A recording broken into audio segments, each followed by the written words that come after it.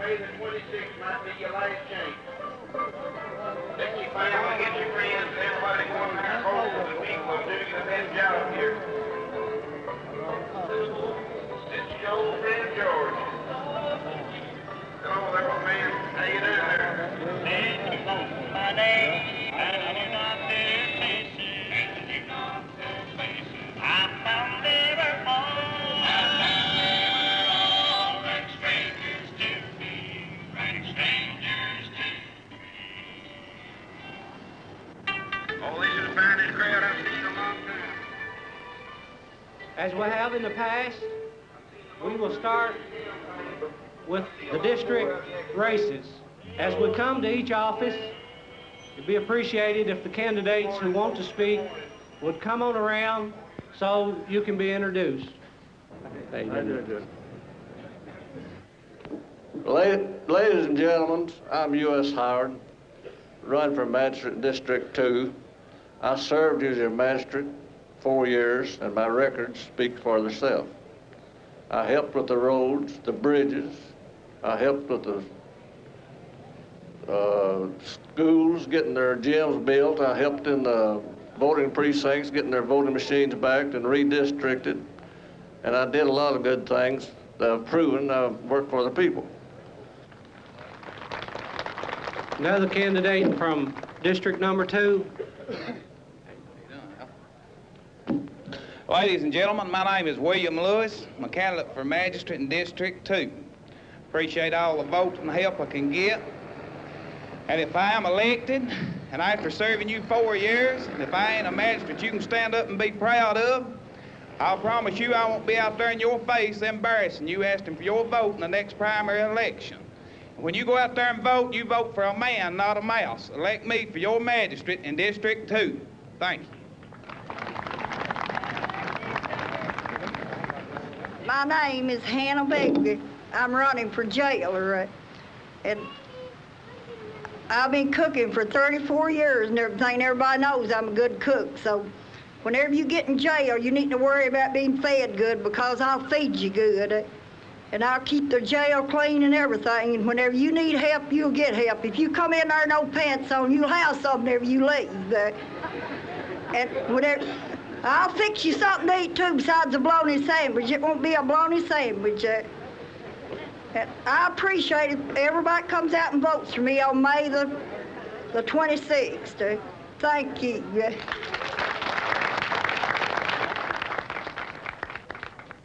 That first race I run, the only thing I done was come down here and fall, had a good horse.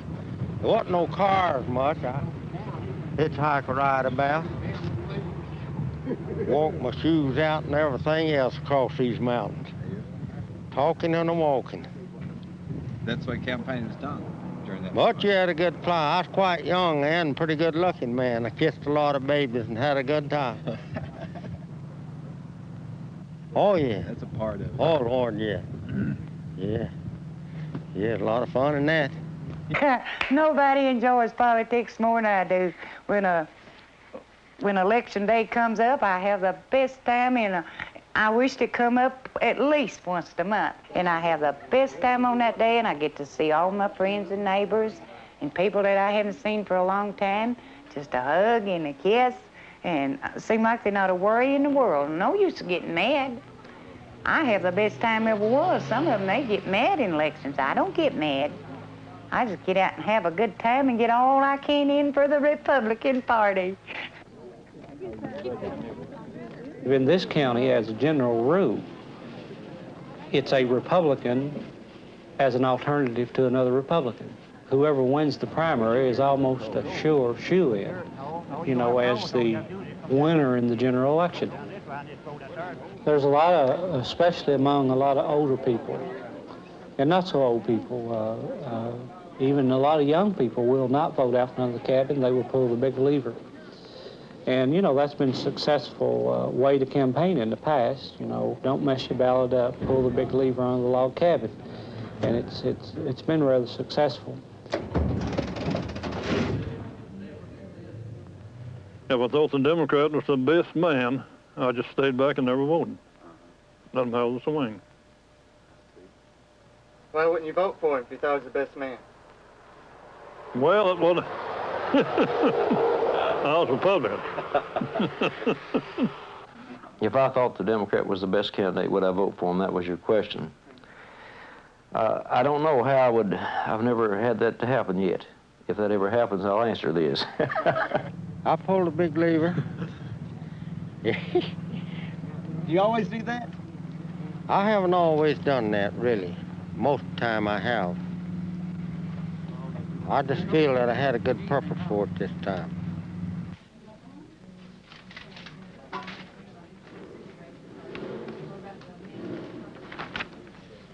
Our total registration is 2,146 Democrats to 6,932 Republicans.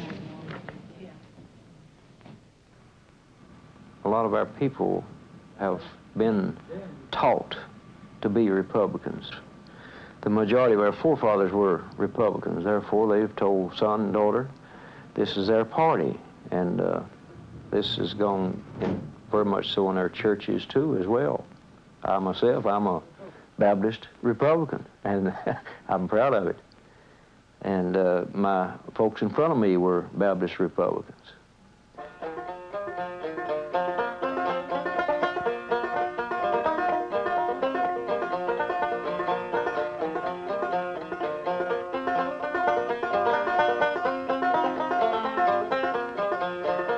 At the time of the outbreak of the Civil War here in Leslie County, very, very few people in the county were slave owners. And consequently, the overwhelming majority of the people in Leslie County were sympathetic toward the Union. And for the most part, up until quite recently, the people here in the county still trace their party allegiance back to that period in time when they supported the cause of the Union, and of course they identified with the Republican Party and with Lincoln. At the beginning, I think the Republican Party was the party of the people. It was the party of Abraham Lincoln. It was the party of the Homestead Law, which opened the land in the West to small farmers instead of turning it over to great land companies. Lincoln was a man of the people. And in those formative years, it was the liberal party. In fact, it was called the Black Republican Radical Party. And in a place like Leslie County, it's a folk memory of that time.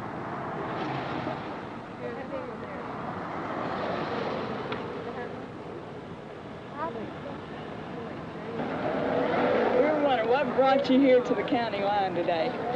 To see President Nixon. Have you been a fan of his for a while? All the time. Just happened to hear he was going to come by, and my wife wanted to see him, so I brought him. The closest that us people in Leslie County gets to someone like that is on television. And over here we'll get to see him in person. Well, just like I say, I think he's the best president we've ever had. One thing he knows how to handle the foreign countries, and I think better than any president we ever had. I don't know, I think he's just done a great job as president. We like him or we wouldn't be here. Yeah. Okay, that's what... You know, I guess he's the sharpest president we had since Roosevelt, don't you think?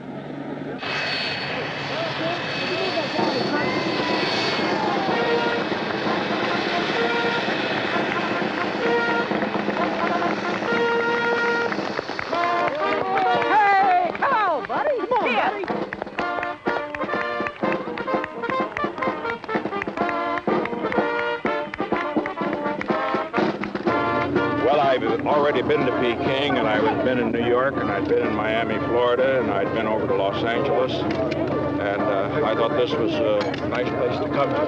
Is there any particular reason for coming to Hyman? Yes, ma'am. Yes, we had an invitation to come here from an invitation from a very good friend, Tim Lee Carter. I had not been to his district while I was president, and I felt that once I finished my book and was able to start accepting invitations, this just happened to come on the top of the list. He called me, or I called him on the phone and said, okay, that's the way it worked out, one of those things. And also, I like the people down here.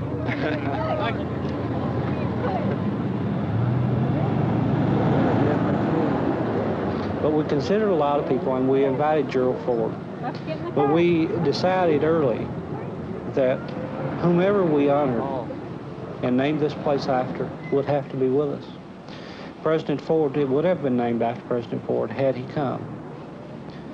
But it was our 100th birthday, and we wanted the person with us. And had President Ford accepted, it would have been named the Gerald Ford Recreation Center. But he didn't, you know, things happen that way. Nixon did accept, and so we named it after him. I still think it was a great honor to have the president come here to the Hyden and Leslie County for his coming out party, as they called it back in them days. He had been exiled more or less for a long, long time there. And I think even people here who weren't Nixon people banded together for the sake of the county. I think our people here were willing to play the host. We felt that it was our duty. I think it's a Kentucky custom and a hill country custom to take you in and to treat you, tell you the first thing, well, make yourself right at home. That's one of our old sayings here, and I think we did this same thing for Richard Nixon. And I think it became a countywide thing. Ladies and gentlemen, the 37th President of the United States, Honorable Richard M. Nixon.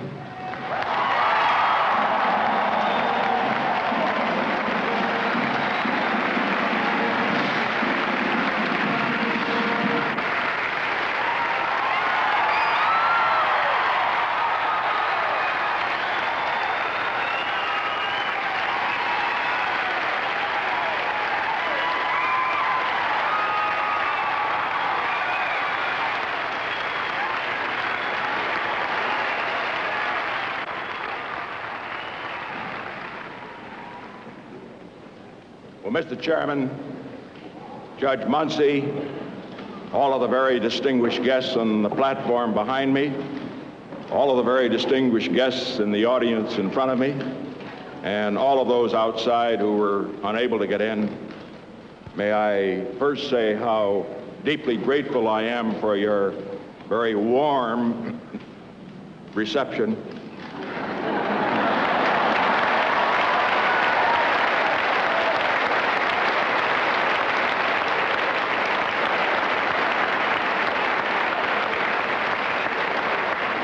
And to those people outside who think it's a little warm, you ought to be in here. Not only for your warm reception, but for the honor you have paid to invite me to participate in this centennial celebration for this county and this town as well. I believe that I can say, in addressing all of you, not only my fellow Americans, but since I understand later in the program I may be named an honorary citizen, at least for a time, of this county, my fellow Kentuckians.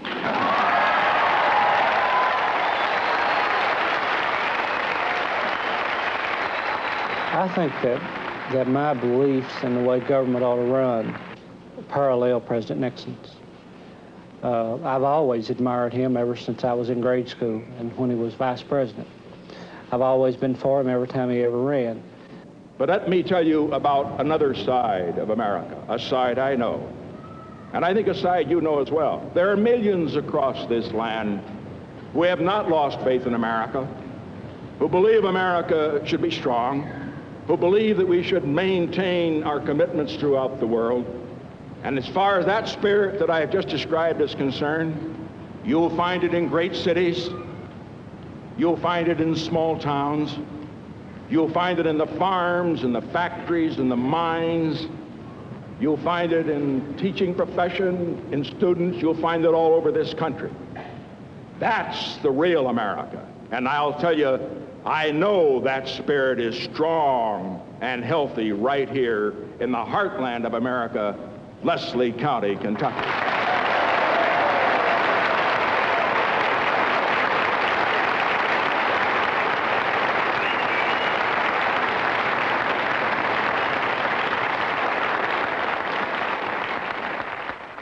Our forefathers were real tough stock of people to ever come in here and make a go of it here when they first come. It had to be awfully, awfully rough.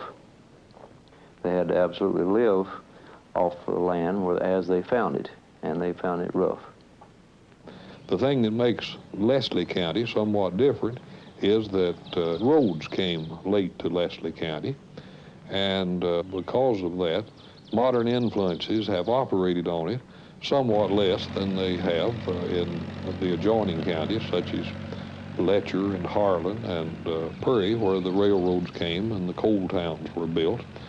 They were built in those counties about 1911 to 1920, and for all practical purposes, Leslie County, by contrast, was not industrialized till the Second World War, about 30 years later. Letcher County, Harlan, Prairie were all strong Republican counties. Well, when they were industrialized, the people in large numbers moved off the farms and moved into the coal towns and coal camps, and there they became unionized when the New Deal came. And when they became unionized, thousands of them became Democrats, for example. They became what was called in the 30s Roosevelt Democrats or New Deal Democrats. They gave up their old Republican allegiances. Many of the strongest Democrats in Letcher County today, for example, or in Prairie, will be old men who were raised as Republicans, or they'll be younger people whose fathers were Republicans. That didn't happen in Leslie because they were still living on farms. Coal production in this county has gone up about 400%. We're now mining almost 5 million tons of coal. For the first time, people are living a good life, making good wages, probably better than union mines, and sharing in the wealth for a change. The new strip mine law has hurt us to a great extent, but coal is just beginning in Leslie County. Our unemployment is lower than the national average. Things are going well. Until your miners came up and started making money in the range of $25,000 to $30,000 a year, you had no middle class. You either had attorneys, coal operators, or peons. That's what you had in Leslie County. The people that worked in the mines worked for a pittance in Leslie County. They were way below the scales for example, a Prairie County or a Harlan County. Down through the years, the Republican Party, and this hasn't been true in Leslie County, has always usually thought the Republican Party has been made up of a lot of the rich people, and the Democrat Party has always claimed to be the working man's party, but most of us are not Republicans because we're rich people, because there's no rich people here. Well, the per capita income, according to the Department of Labor or whoever does it, is about $2,200 per year. And whatever you may hear to the contrary, America's worth living for. And in the future, for generations to come, people in all countries will look back on your generation, and they will say to you, or about you, God bless you, and God bless America.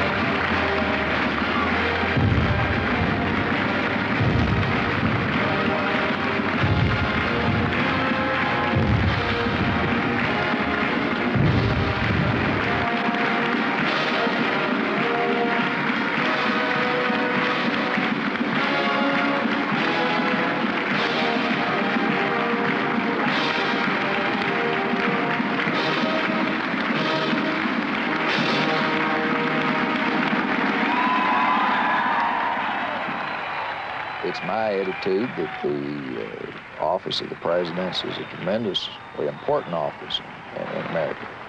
And those people that occupy it do good and evil. And he got caught doing his evil and left it. He made errors of judgment in regards to the protection of his friends. And I accept that view totally. People may think Nixon is a criminal or whatever they might think about him. But, you know, how long does a man punish? How long do we kick somebody who's down? Especially a man who spent his life serving his country. Everybody makes mistakes. And if Nixon made any mistakes, certainly the good that he did should cause people to say, we forgive and we forget. Well, now you asked me that question, brother. We know it was all crooked. But we know every one of the rest done the same thing. He got caught and they didn't.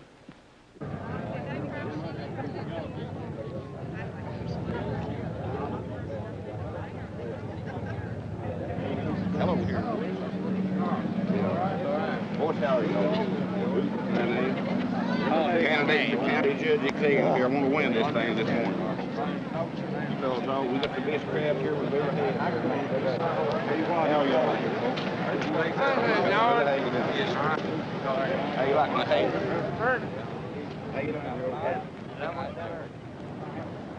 Ladies and gentlemen, since I'm in office and evidently all these candidates want me out, I think I'll ask them to go first and tell you why I should be voted out, and then I'll try to tell you why I should stay in.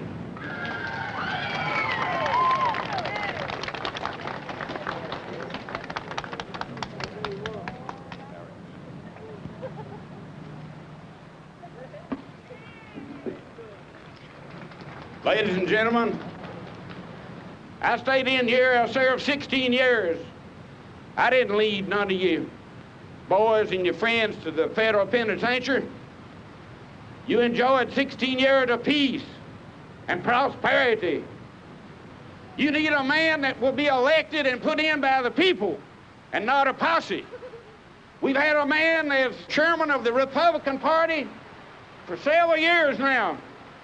And legally, you know that there's no elected official can be a Republican chairman or a Democrat chairman. The only reason they will plow their way into a position like that is to stack the election officers everywhere they can stack them against anybody that they don't want to vote for, and they know it. You check the vote precinct here in Haddon. Check the vote precinct down at Midway, Kentucky. Check the precinct down at Wilder Branch. Or check any other precinct, and you got one of the Muncie clan or the heavy Muncie supporters in it, and you know it. George Wooten and his buddies have been on my back from the day that I won that primary, and they're still on my back, ladies and gentlemen, and I want you to get them off of my back.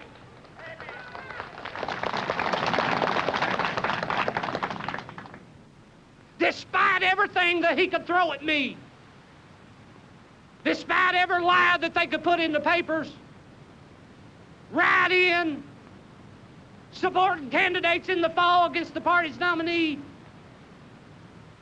I persevered anyway. And I've done more for you than George Wooten did in 12 years or could do in 20. But this is the most critical election in the county's history. And I don't have any doubt in mind about the results of how it's going to be. I'm so sure that I'm going to win that I'm going to invite everybody who wants to come, friend and foe, to this courthouse on the evening of the 26th, and I'll have you something to eat here, and you can celebrate with me.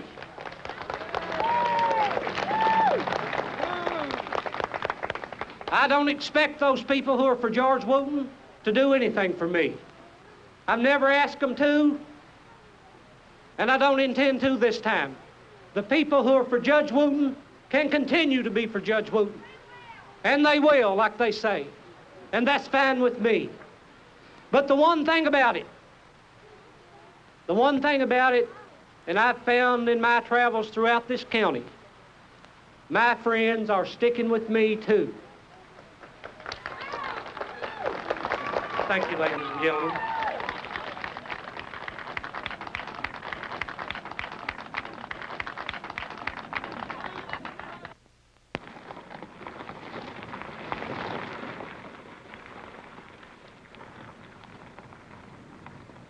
Everybody home?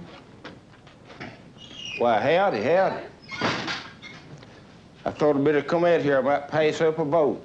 George has run out. I mean, he was a big figure in our lives, you know, for 12 years. And even beyond that, he's been running since 1946. He ran for sheriff and got beat when he first came back from the war. And then he ran again 4 years later and won. And then at the end of that term, he started running for county judge. I believe it would have been in '54. And he's been running for county judge 4 years ever since. And he won 3 terms. And when I beat him, if he'd have used his head, he would have supported me, and then we would have elected him state representative or state senator or something like that. He hasn't known when to quit. I better move my car here. Liable to lose a vote, get a man in late to work. See you, Ed. The first election that I was in, I tried to hit all the homes in Leslie County. Of course, that's impossible because it takes about, I'd say you could spend a year trying to get up everybody in their homes. So I did that a lot the first time, and then when the speaking started, we had one in every precinct, and that made it a little easier to meet people. And then in the last campaign, I visited homes to some extent, but mainly just went to the speakings. During those 7 years, though, I have learned that politics in Leslie County is a matter of having support by families. There's about 2,500 families in Leslie County, and if you get a majority of the families on your side, then you will win, and nobody can beat you. If you were working this area here, you'd call a meeting in people from, say, from Camp Creek, from Hurricane, from you know, the different areas, and have a meeting, and you'd have a voters list, and you go out down the list, each individual name, and somebody there will know everybody that's registered to vote. And they'll have a real good idea of who they're for and why. And they'll probably know their wife's name and their children's name, and even their dogs, and how many, if they got any hogs or cattle. I mean, you know, they'll know the whole background, and you'll discuss this person. And it may be that that person is closely related to the person that you're running against. Well, you might well just forget them and move on down to the next name, or maybe you've got a shot at this fellow here. Somebody will say, well, I know how I can talk to him. He's maybe through relationship. His brother married my aunt, and you know, we get along real good. I'll talk to him tomorrow. I'll see him tomorrow, and you'll work like that. And you'll hug him and say, well, I know Aunt Lily Bell and my great-grandma was the best of friends, went to school together, and, you know, I want you to be sure to vote for me. You know, we're kin. This sticks, and, you know, you go away with a good feeling if you're kin to somebody. And I think this goes all the way back to our forefathers and, you know, families helping each other, and the independence that we had to have, and we needed each other in hard times. There's times when some of the family would get in trouble, about to starve out, years ago, or maybe even now for that matter, well, they could get help from their kin people. That's still true. I have captured the support of most of the families, most of the important families in each precinct in Leslie County, and I look to those people for advice as to all work that gets done in the county.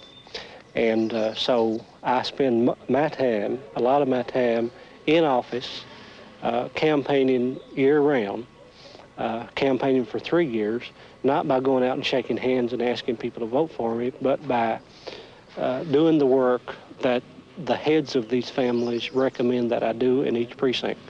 And so more or less that's the kind of campaign I've been doing since the campaign started and winter broke on the 1st of March.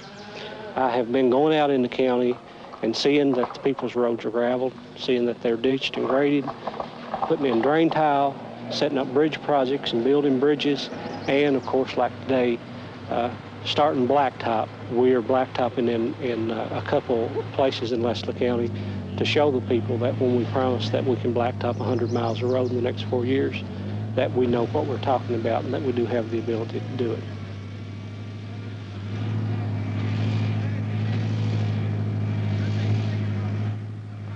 In the May primary, when me and Judge Munch was running, you could see big steel beams laying up and down the road.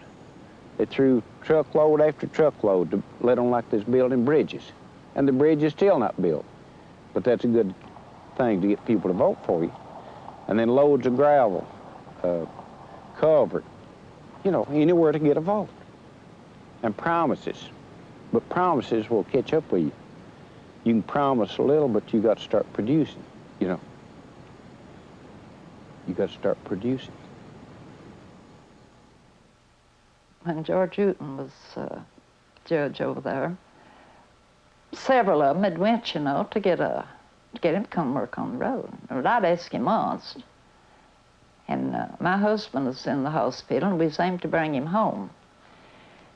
And I went over there, and I said, George, we're going to bring the old man home Saturday. I said, wish to goodness you'd get over there and do something to the road. Be right over there tomorrow. Well, he didn't come. And we had to carry Sam across the hill.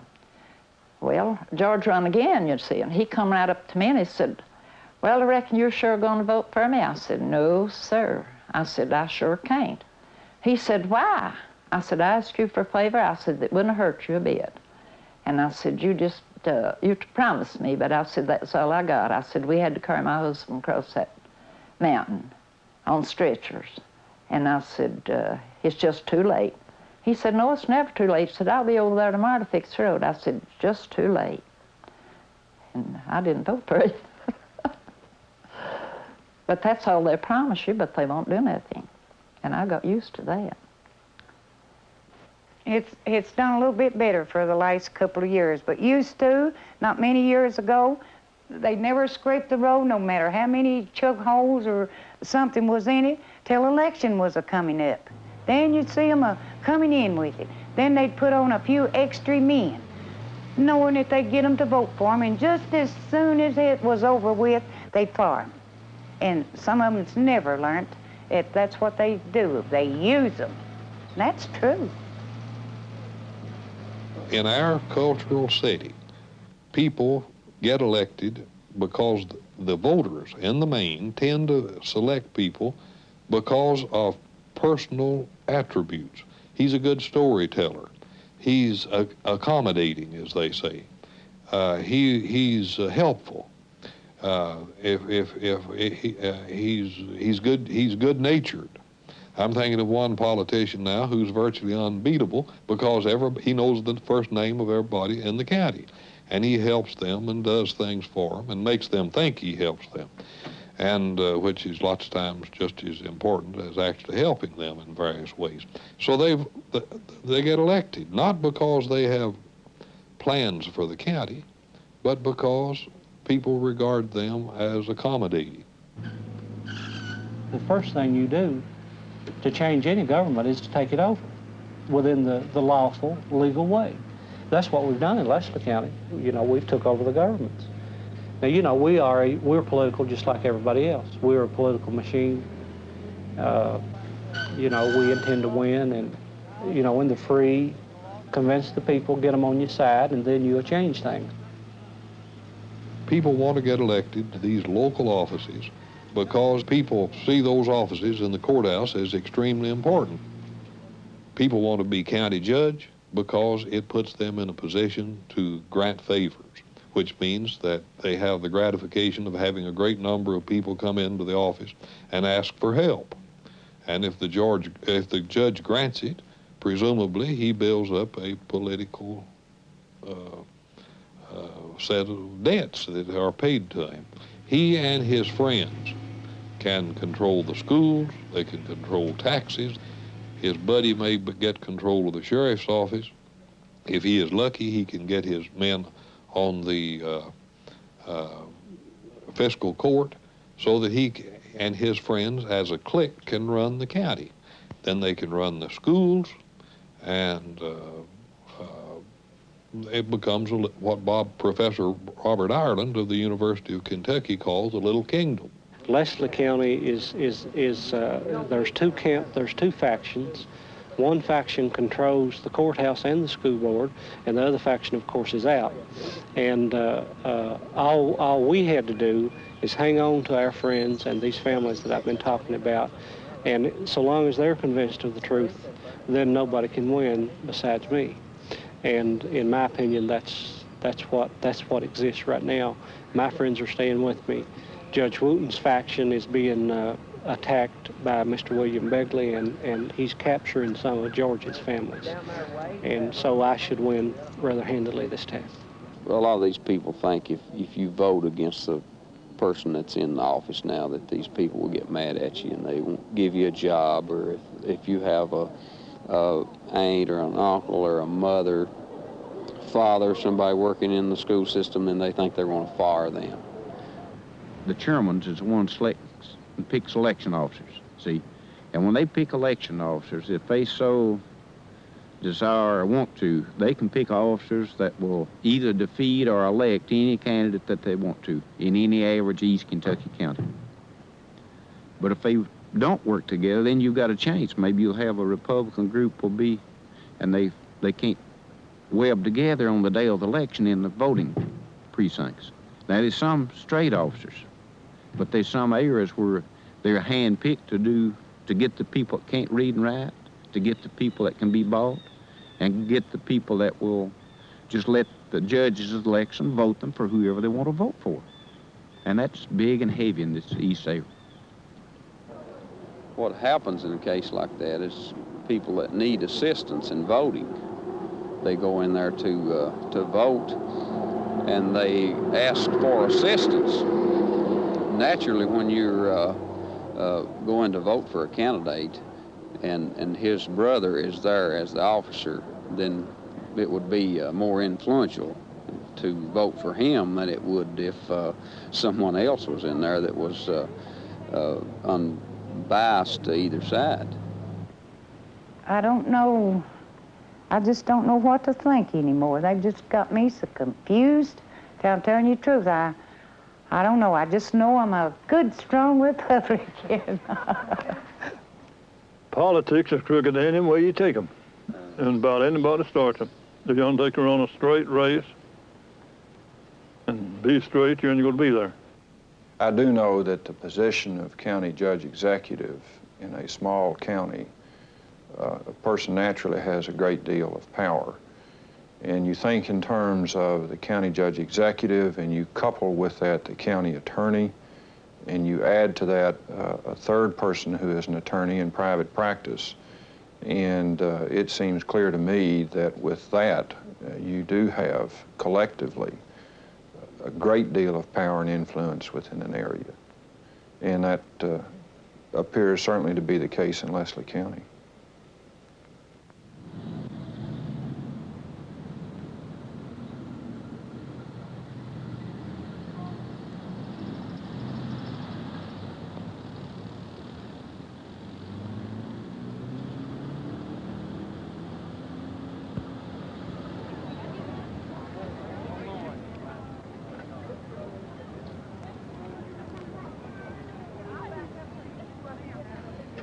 What the defendants did was to fill out absentee ballots on behalf of various people in Leslie County, and then sit down and actually vote those ballots, and then have the voters sign their name to it. The voter did no more than sign their names. And then those ballots had to go through the United States mails as the final step in order to be a valid ballot received back in the clerk's office. So the fact that this was a local election did not give rise to any federal jurisdiction until the misuse of the United States mails came into it. That's what gave the federal authorities jurisdiction to go in and investigate it and prosecute it. Now, the violations that Mr. Muncie and the others were charged with were basically two violations. The first of all, it was to be essentially involved in a scheme Now, that is somewhat comparable to a conspiracy. The second, and there were numerous counts on the second half, dealt with the individual ballots that were misused and placed in the mails. So essentially what you had was Muncie and Morgan and Collett and some other people involved in a scheme, or in a sense, a conspiracy to attempt, at least, to influence the election. All of this happened after President Nixon came to Leslie County. And I think that's the only reason where we were tried. They singled us out, and, you know, to some extent they had some success. The government treated us just like they treated President Nixon. I don't think President Nixon was guilty of what he did, and I think the only reason that this case was prosecuted was because we exercised our freedom and invited him to come down to Leslie County, and when the government learned of that in the summer of 1978, that's when they decided that they would get me. And, you know, to some extent they've got me, but, you know, we've lost the battle, but we're going to win the war, I think. I can speculate as to why Muncie would tell the people that he was being prosecuted because of his inviting Nixon. And that would be, in the first instance, he knew what he'd done, and he knew that what he'd done was improper and wrong and criminal conduct. I think that historically, you find very few public officials who are charged with an offense who will stand up and say, I did it, and enter a plea of guilty. Rather, what they appear to do, and particularly what Muncie did, was attempt to distract people away from what had happened by trying to construct an offense and say, look, this was politically motivated. In a sense, they drag a red herring across the prosecution. And I think it's an effort to deceive the people. It's an effort to save face, and certainly it's an effort to somehow or another soothe your ego. And perhaps that's why Muncie did these things. This was just an extension of the political battlefield in Leslie County, that's all. You know, you lose some, you win some, but we're not down, and we're down a little, but we'll be back. The appeal process is going to take 1.5 years. It hasn't really even begun yet, but at the end of that, based on just observing Judge Seiler and the type of sentences that he hands out, that these fellows will serve time, yes. For the past 4 years, I haven't seen a minute's peace. Things that they do, they accuse me of doing. Vernon Baker and George Wooten said they would spend $10,000 and see me in the penitentiary. And they have come close to doing it. But ladies and gentlemen, the fact is that I could do a better job if I was in Atlanta over the phone than they could do if they held that office.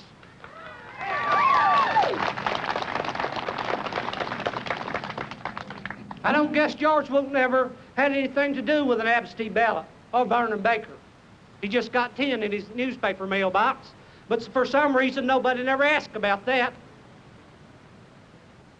I'd have won, I'd have been your judge before, but there's too many of them absentee ballots rolled in here, 1,762 of them. I didn't send them to the penitentiary. The federal court moved in. And God, I'm glad we've got a God, and I'm glad we've got a higher court. They'll dish out justice with 12 jurymen selected. They're the ones, if they went to the penitentiary, I didn't send them. They spent every session at the grand jury in Lexington. They were at every single day of the trial. They're like a bunch of vultures ready to pounce on something. Coaching witnesses. Who knows, maybe even buying witnesses. And George Wooten was right down there, and you would see him with the families of the jurors that tried my case, and see him with his arm around their neck and taking them to lunch and feeding them poison. But I did attend the trials. I wanted to know what went on. I could never figure how they could win an election like they did. They beat me 28 votes the first time, and they beat me a little over 100 the other time. Could them absentee ballots kind of help to do that? How many of them was honest? Let's have a fair election. Let's get honesty in this county. Thank you. Take your family on May the 26th and vote for your old friend George for county judge executive, and I'll be satisfied. Get your friends together. Get us some good workers. Go out there and hand out your cards and get everybody to vote that can. Every vote counts. Elect your old friend George, and I'll bring the good things back to Leslie County, and it'll be an honor. It'd be great that you're living in Leslie County under my next 4 years, and I believe I'll be your judge. I really believe that from the bottom of my heart. Thank you. God bless you. I hope you live 10,000 years and never die. Get in here and read what you'd have to have a secretary. Oh, Yeah, to your collection. Appreciate your help.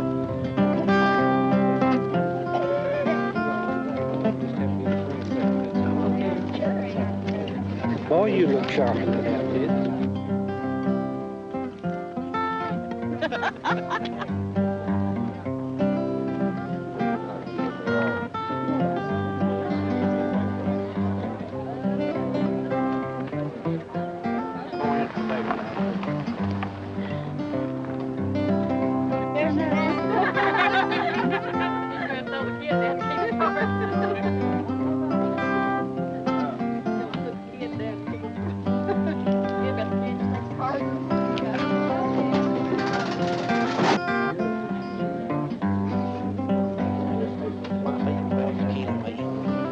I'm passing on down the line with this guy.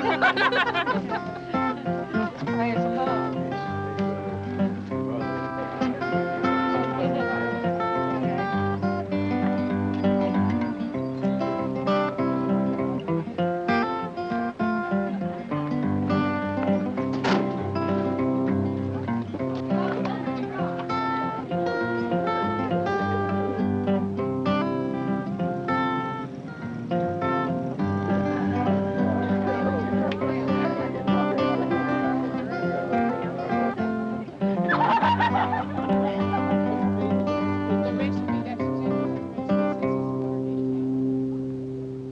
One thing we wanted to know is just about this list. As people come in, are you kind of checking them off? Well, see, we've got what I've got here is we've got our friends with a check mark by them, and we work from this checklist to see to it their friends get out to vote.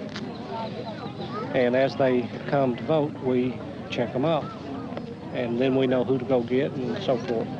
So if somebody doesn't show up, then you'll send We'll somebody? send somebody after them, that's right. Well, are they generally coming in this time? Yeah. Like a good turnout? Yeah. Good turnout, probably vote about, I'd say about 80%, maybe. Is that right? Yeah. Maybe, I say. There's 601 altogether, and I predict it might hit between 300 and 400 somewhere, maybe. How do you feel about it so far? I've got it won. Really? Yeah. You seem pretty confident. I am.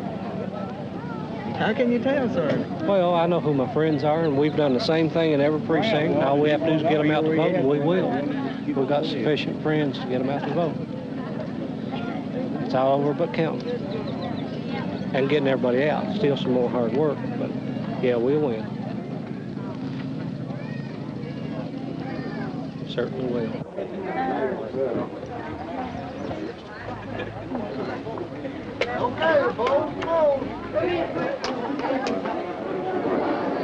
Muncie, 31. Begley, 29. Wooten, 58. Jacks Creek, number 6. Muncie, 246. Begley, 118. Wooten, 104. Greasy, number 16. Muncie, 48. Begley, 50. Wooten, 16. Midway, number 13.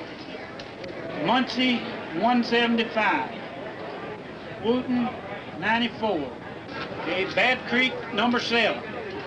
Muncie, 107. Wooten, 88.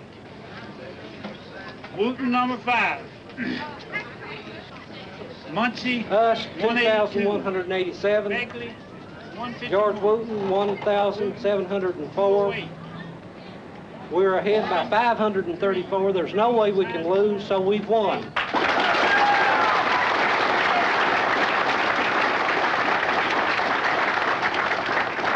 I think that we have accomplished several things. Among them, the retirement for good of George Wooten.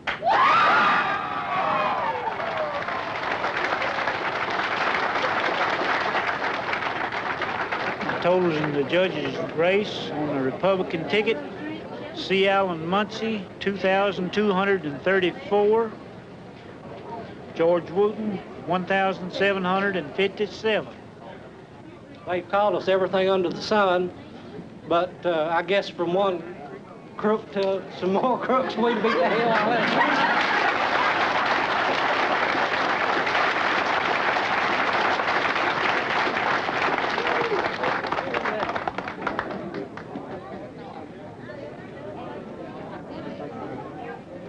Yes, sir.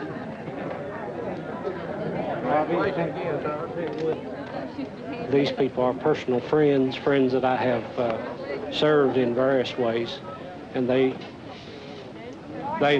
knew more than anything else that the absentee ballot business was just a bunch of crap, and it made them mad what happened, the one-sidedness of it. Most of them thought that, without a doubt, that it happened because Richard Nixon came to Leslie County, and for no other reason. And that's what they believed, and that's the reason we won. Of course, I still have battles to win, not political battles. I've got an opponent this fall, but he's just like a mosquito flying around. That'll be no problem. I've got to win in court. I've got to be vindicated on the appeal. And, of course, we think that's going to happen. Did you say you're a pretty happy man?